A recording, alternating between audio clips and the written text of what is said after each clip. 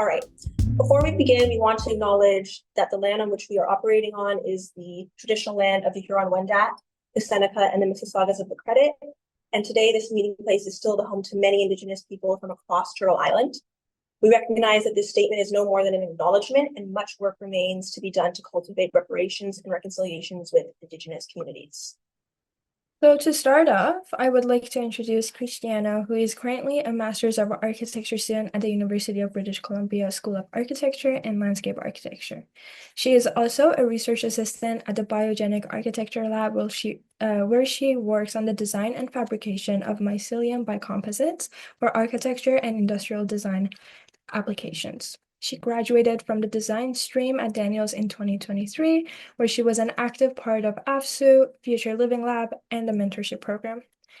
Christy-Anna, you can share your screen whenever you're ready.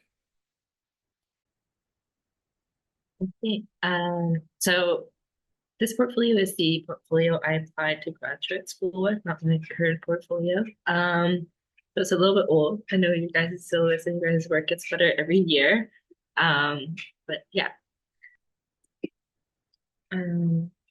I had a pretty simple table of contents page, but generally when thinking about laying out my portfolio and the sort of order of projects, I tried to bookend the projects with kind of like the best project at the beginning and the best project at the end. And then thematically, or like kind of content-wise, the portfolio changed a bit. It went from sort of like I'd say like pretty like traditional architectural design to kind of involving computation, and then computational project, sorry, that was a little bit more on the side of sort of installation art and architecture, and then from there into like art, representation, design build, and then back to architecture, so that there's a little bit of like a continuity or a flow between my projects. So my first project was the student housing project. In terms of a layout and that sort of stuff, I tried to be pretty consistent, starting with like a diagram of party or like a sort of site analysis diagram, with the title, a short description, and then a drawing on the next page. I also kind of tried to, within each project, have a little bit of like a looser format, so it wasn't always kind of like drawing full bleed multiple drawings, but kind of whatever best fit the project, with a little bit of text kind of sprinkled in. This was the ARC 280 project that you guys do. Here you can see, compared to the first project, there's a bit more of a like sort of collage-y render. Some diagrams, exploded axes. This was an elective with Maria Yablonina.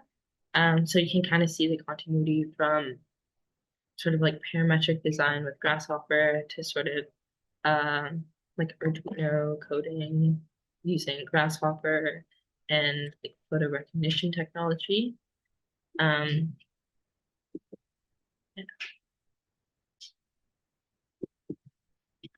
And then this is some like personal paintings I did, that I just wanted to sort of fold into my portfolio.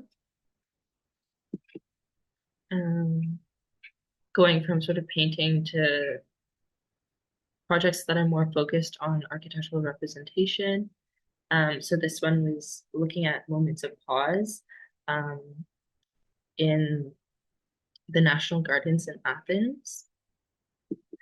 And then, of course, some projects, depending on how large they are or how in depth we went into them, are shorter or longer. I think generally I try to do bigger projects in sort of like 3 spreads, smaller projects in 1 spread, and then mediums somewhere in between. And generally with my portfolio, I try to show like a breadth of skills and different projects. Yeah.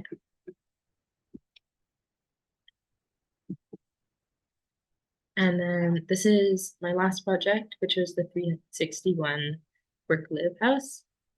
So again, you kind of see diagrams on one page, a little bit of diagrams on the next page with an image, and then some kind of more regular orthographic drawings.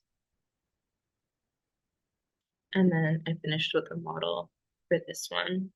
I think people really like to see models. Sometimes it can be a little bit tricky, or it takes a lot of practice to do good architectural photography. Um, so yeah.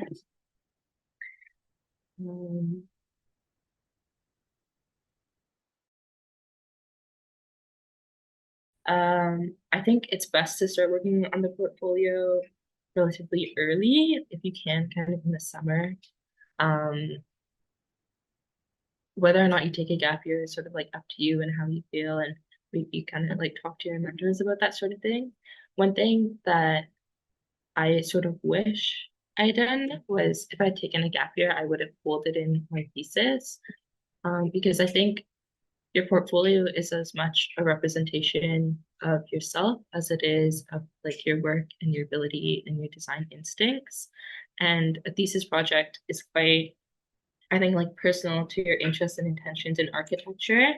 So if you end up having like working on a thesis project or doing a sort of like personal project while you're in school, um, giving yourself the time to sort of fold that in is really great. I also personally, that first project that I showed, skip to it. Um, I actually had a completely different project when I was doing this course. But I felt strongly that that project didn't really like represent who I was as a designer. And I didn't feel confident putting it into my portfolio, even on the basis of reworking the drawing. So I ended up sort of redesigning this project quite a bit. And I'm really happy that I did, because I think I felt more confident submitting this portfolio with this project. But it is a bit difficult to sort of balance school with like reworking projects and reworking drawings. So all things to kind of take into account.